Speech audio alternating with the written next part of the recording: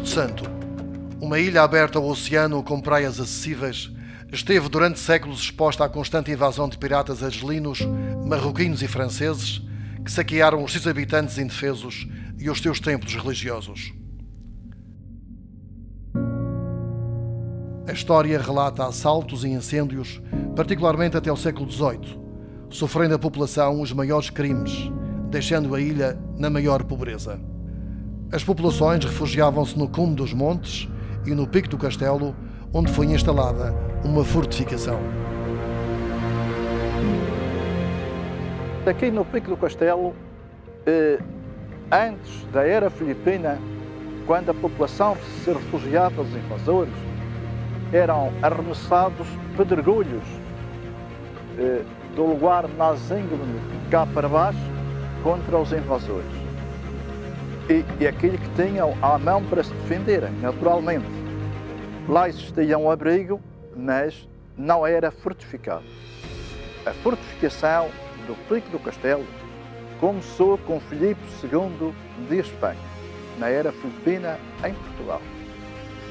Foram postos canhões, feitos um forte, com paiolo, com pólvora, com munições, uma casa feita a pedra e barro para abrigo dos refugiados, e muitas missas se celebraram nesse mesmo abrigo, no cimo íngreme deste pico. Os canhões postos neste mesmo pico, deles resta aqui um mesmo ao nosso lado, e muitos dos quais uns foram lalhoados e parte deles idos para a Madeira para guarnição do Palácio de São Lourenço. Um dos mais sanguinários ataques, segundo reza a história, foi o assalto de 1617, em que se diz que dizimaram toda a população, cruel e sanguinariamente, e cativaram muitas pessoas, inclusive muitas mulheres, donzelas muito formosas, e assim esta linguagem que reza a história, e conta mais ter ficado somente na ilha, escapado aos invasores, 18 homens e 7 mulheres.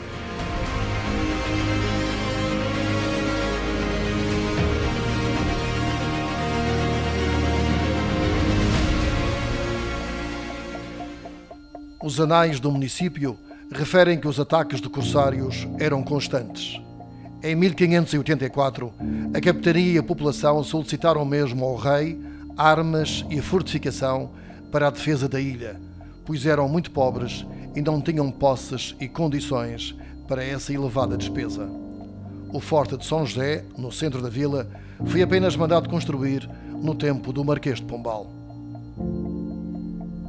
Depois da fortificação do pico do castelo, passados muitos anos, e na era pombalina, ou seja, no reinado de Dom José I, foi mandado construir o forte, aqui mesmo ao lado, chamado o Forte de São José. O forte ainda contém as antigas bocas de fogo, as quais dizem ter servido para a defesa da Baía no Porto Santo. O que me custa acreditar, porque nessa data, na era pombalina, poucos assaltos ou nenhum se deu cá no Porto Santo. Dizem os mais antigos que os canhões nunca funcionaram. Ora, neste mesmo forte, ao centro, existe a Casa dos Governadores. Eram ali que residiam os governadores, desde o reinado de Dom José I até o reinado de Dona Maria II, a quando o Porto Santo foi passado a concelho. Neste mesmo prédio funcionou a antiga prisão, antes de ter funcionado no velho edifício da Câmara Municipal do Porto Santo. Também No tempo da cólera morbus, funcionou um hospital cá de auxílio à população. E ainda funcionou também a instalação da antiga Guarda Fiscal, bem como uma secção de finanças por pouco tempo.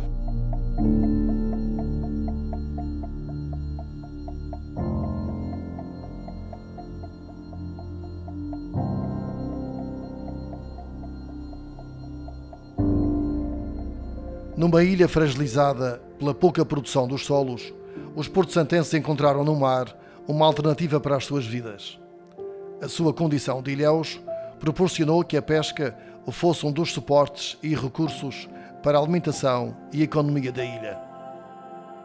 Entre 1946 e 1979, a fábrica de conservas gerou um polo de emprego, principalmente para as mulheres. Não era bonito a mulher trabalhar fora de casa e havia esse orgulho, mesmo pelo próprio homem. O homem não aceitava que a mulher trabalhasse fora de casa. Ele é que era o ganha-pão para a família. Só em casos extremos, e era quando ficavam viúvas ou como os maridos estavam desempregados ou numa cama, inválidos, é que elas faziam alguns trabalhos caseiros para as famílias mais abastadas.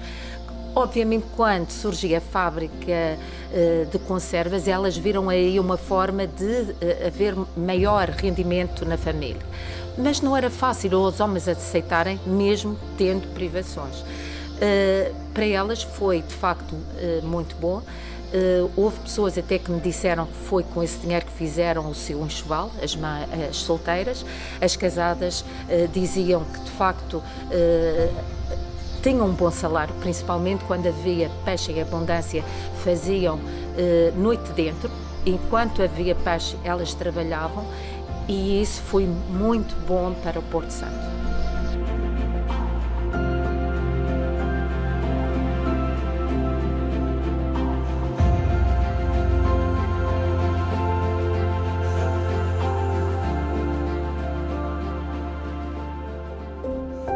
O mar é imenso. O peixe era abundante. As licenças para indústrias de conservas estavam limitadas na Madeira. Uma empresa de Lisboa ganhou um alvará para o Porto Santo, inicialmente com conservas de sardinha em cavala e mais tarde apenas com atum e gaiado. A economia da ilha teve um alento com a exportação de conservas para o continente português e para a Itália. Ora, a fábrica na altura era grande, bastante grande, fazia a elaboração em março, abril e maio, mais ou menos este do atum, tão bonito. Os barcos chegavam do Panissal, na Chico, e do Porto Santo também havia um que era o João Augusto, que era da empresa da fábrica. Chegavam cá, ancoravam aqui perto da praia, puxavam o peixe, engatavam o peixe com uma corda e puxando para a terra, o atum, principalmente o atum. E puxando para a terra, chegava à praia, era puxado por uma espécie de um escorrega, uma prancha de madeira para cima. Nesse tempo, antes de fazer o guindaste, era levado para cima. Não havia comércio nem para o Porto Santo nem para a Madeira, era só para o continente Itália. É transportado nos barcos, antigamente os barcos que faziam o transporte de Madeira a Porto Santo e Porto Santo Madeira, os barcos do Maricostina, Arriaga, e esses barcos assim. Havia latas eram feitas aqui, algumas vinham já do continente feitas, aquelas pequeninas, o oval, chama-se a lata oval, e as outras eram feitas desde 7 onças até 10 quilos. A fábrica tinha a volta de 150 trabalhadoras, mulheres, devia ter uns 30 homens para trabalhar no peixe. E ia buscar mulheres, por exemplo, a Camacha, Campo de Cima, Campo de Baixo, Lapeira, e já sabe, ia buscar a vila também, a cidade, agora nesse tempo era vila. Não havia transportes para homens. Depois, quando eu cheguei, depois de estar aqui uns dias, falei com o encarregado-geral, que era o Sr. Carlos Utrope, disse que era uma consciência, que não era justo. Não era justo os homens ir a pé, que largavam mais tarde que as mulheres. Não era justo, então eu começou a aumentar, não sei o que mais, é que há muitas mulheres, pois vai-se fazer tudo. E isso é que fez. A farta acabou mais ou menos em 79, 80. Nessa altura faltou peixe. Faltou peixe, teve um tempo, uns anos que não deu peixe, sabe, teve que fechar a fábrica. Não havia trabalho.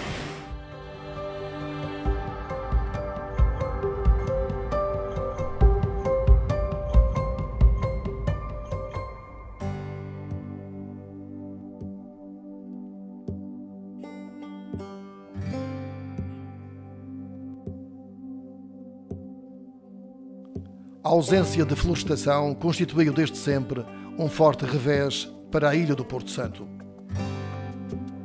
O aproveitamento da reduzida floresta primitiva para a lenha e a sua utilização para a construção de habitações e barcos ampliaram a paisagem escalvada da ilha.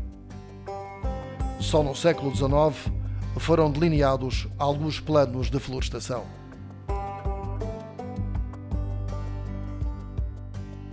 A partir de determinada altura, e considerando os riscos em termos de perda de solo da própria ilha, houve a preocupação, principalmente no que remonta mais ou menos aos inícios do século XX, principalmente por um senhor regente florestal Chiapa de Azevedo, que se preocupou com a florestação de alguns picos, nomeadamente do Pico do Castelo, onde nos encontramos, e tendo florestado com o Cupressus macrocarpa. Portanto, esta é uma exótica de origem americana e que veio substituir parte da vegetação original que terá existido. Esta plantação a cargo do regente Chiapa de Azevedo foi bastante intensa, com trabalhos bastante exaustivos, porque houve também a armação de terrenos com socalcos e com a construção de muros para exatamente poder ser retida a umidade dos solos e desta forma a constituição de um solo mais rico para portanto haver sucesso na introdução dos novos espécimes florestais que estavam a ser introduzidos. Portanto, e esta florestação foi até cerca de metade do Pico do Castelo, portanto, nesta altura. Após o Chiapa de Azevedo não foram encontrados grandes seguidores do seu trabalho e apenas meio século após, cerca do ano 1954, os serviços florestais, preocupados novamente e com os aspectos de erosão que a ilha sofria, terão se preocupado em florestar, continuar a florestação, por assim dizer, do Pico do Castelo e também de outros picos que se encontravam em igual situação, nomeadamente o Pico Branco, o Pico Juliana, portanto, e o Pico do Facho, com a introdução do Cupressus macrocarpa e também do Pinheiro do Alepo. Portanto, estas são duas árvores resinosas que tiveram uma grande adaptação à ilha do Porto Santo, portanto, adaptaram-se muito bem à sua aridez, à secura. São plantas que hoje em dia estão naturalizadas, que se multiplicam facilmente sem que tenha que haver grande intervenção humana. Contudo, temos os riscos, portanto, inerentes ao facto de termos alguns espaços em que temos apenas uma monocultura de pinheiro, decorrentes exatamente a um empobrecimento do solo ou mesmo alguma epidemia que possa, portanto, levar a termo toda esta vegetação.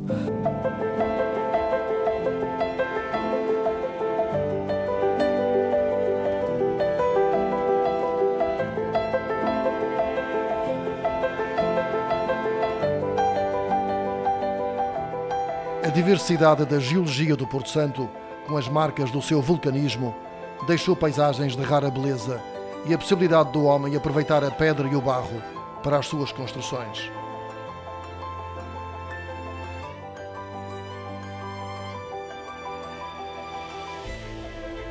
De aspecto dourado e levemente esverdeada, a argila betonite pode ser vista na zona leste e na serra de dentro da ilha, onde existem algumas reservas. Este barro, que o povo chamou de salão, surge à superfície do solo, derivado da decomposição de materiais vulcânicos. Estamos na Serra de Dentro, perante um grande depósito de bentonite, uma argila rica em esmectite, única em Portugal, mais conhecida localmente como salão e maçapês. Segundo os estudos, esta argila foi formada entre o período de 10 a 16 milhões de anos atrás, em pouca profundidade, no mar calmo e cálido, no fundo do mar, e que posteriormente, através de atividades explosivas vulcânicas, foi expelido e depositado até níveis que chegam a cerca de 300 metros acima do nível do mar. Nesta área é bem visível vários depósitos com uma tonalidade esverdeada e representam estes hialoclastites muito alterados, representantes depois de todas estas atividades e todas estas transformações. O que quer dizer que esta argila fez parte não só dos últimos 600 anos, como também dos últimos milhões de anos de formação desta ilha. Entretanto, devido às características térmicas e impermeáveis deste solo argiloso, a população nos últimos 600 anos acabou por utilizar, não só para a construção das casas tradicionais, porque mantinha as casas frescas de verão e quentes de inverno, como também para a impermeabilização dos reservatórios de água de chuva, sabendo que havia períodos muito grandes de estiagem, com poucas chuvas. A população, sempre que chovia, aproveitava esta água e canalizava para o final dos vales. E no fundo dos vales criavam reservatórios de água de chuva com este solo argiloso que impedia a infiltração de água e posteriormente dava para utilizar para os animais, para eles próprios e para a própria rega das zonas de cultivo que aqui estavam. Outras utilizações que surgiram foi, por exemplo, juntamente com a água, as pessoas aqui bebiam para o alívio de sintomas de úlceras e gastrites e também no Natal faziam-se figurinhas deste barro para a lapinha, faziam-se figurinhas e utilizava-se muito bem esta argila no antigamente do Porto Santo. Resultante então destes fenómenos, formou-se estes hialoclastites muito alterados, que são bem visíveis nesta zona, com uma tonalidade esverdeada e onde também se encontram filões que atravessaram estes aluviões, estes depósitos, e onde se vê também uma tonalidade avermelhada que representa um metamorfismo de contacto. Isto quer dizer que a temperatura alta da lava, ao entrar em contacto com a argila, teve este efeito. Por causa de aguentar altas temperaturas, já tivemos aqui algumas equipas da França, também do Japão, a fazer estudos relativamente ao isolamento de estações nucleares. Melhor aproveitamento ainda é o que atualmente fazemos, que é através de dermocosméticos desta argila, onde formulamos máscaras faciais, cremes hidratantes, esfoliantes e onde também estamos neste momento ainda em estudo a criar cataplasmas para patologias mamárias, onde já se notam bons resultados, o diminuir de nódulos, entre outros, e esperemos que esta argila seja melhor aproveitada no Porto Santo no futuro para um turismo de saúde e bem-estar e, quem sabe, para melhorar a vida, a qualidade de vida dos locais e também dos visitantes.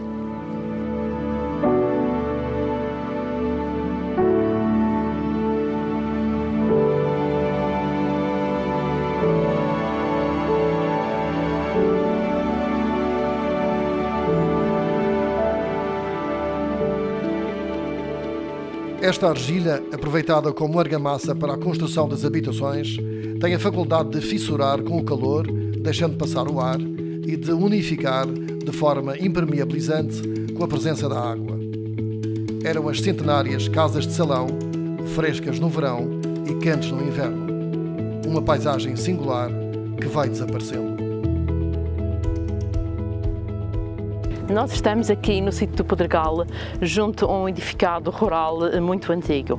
Portanto, e hoje estamos a falar das casas de salão. As casas de salão são casas típicas, casas rurais típicas do Porto Santo.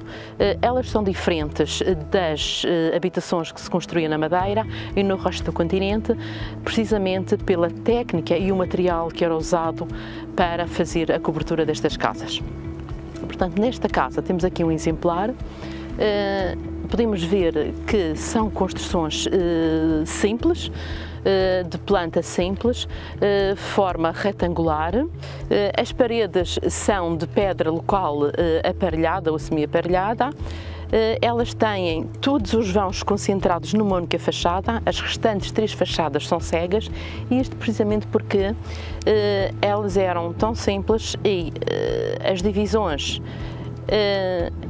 comunicavam entre si que se calhar não necessitavam de mais vãos para lhe dar acessibilidade e também para iluminá-las. Porque no lado direito da casa, normalmente era no lado direito, situava-se a cozinha. Ao centro, o quarto de dormir. Do lado oposto, do lado esquerdo, era a sala de visitas, o quarto de fora, como localmente era conhecido. Estes espaços comunicavam entre si.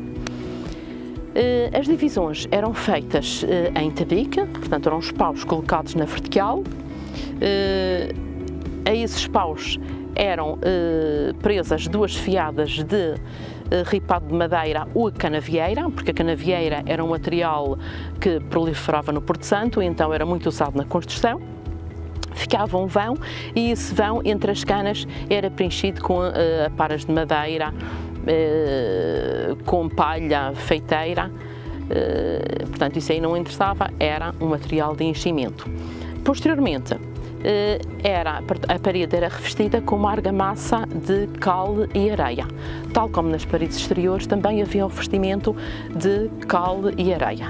Nestas paredes ainda é visível um pouco desse revestimento. Também podemos ver os vãos, observar os vãos. Nós temos 2 portas, as portas que dão acesso às divisões, portanto à cozinha e à sala, e a janela central, que era a janela que iluminava o quarto de dormir.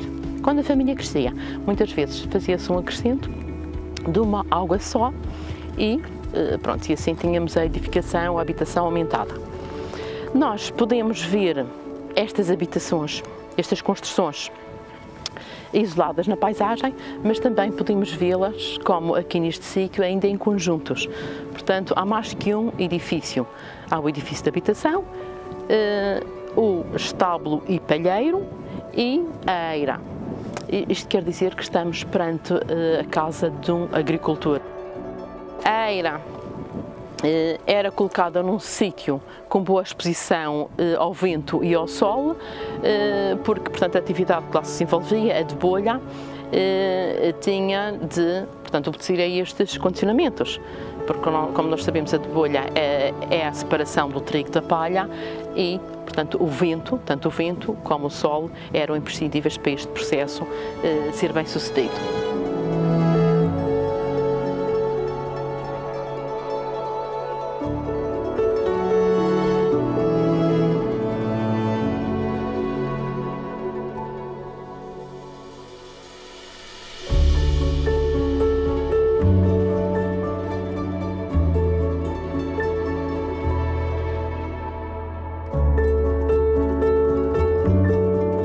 Eu me lembro na altura, eu era pequeno e já sou grande, já sou velho e eu lembro-me sempre desse salão, as casas de salão. A gente toda, quando a gente tinha feiteira, deitava-se feiteira em cima do solho. Era feito o solho atrevejamente e depois para deitar a feiteira em cima da guerra com feiteira ou com palha. Quando havia palha havia era com feiteira. A gente espalhava aquilo, depois o salão, queimamos para cá e para lá, e depois deitava-se o salão em cima, depois punha-se um efeito de coisas assim para o salão não sair, que é que ficava empinado, o salão assim ao comprido, o salão com as canas assim compridas, então o salão aguentava-se ali, depois na altura chovia e o salão regava. O salão é terra, mas tem o atacur, mas amarelado. E aquele salão põe em cima da casa, aquele feitiço assim direitinho ali, e depois levava as canas para lá em cima, para baixo, que a vação, e depois quando dava a chuva largava. Se lava o calor e levava o frio.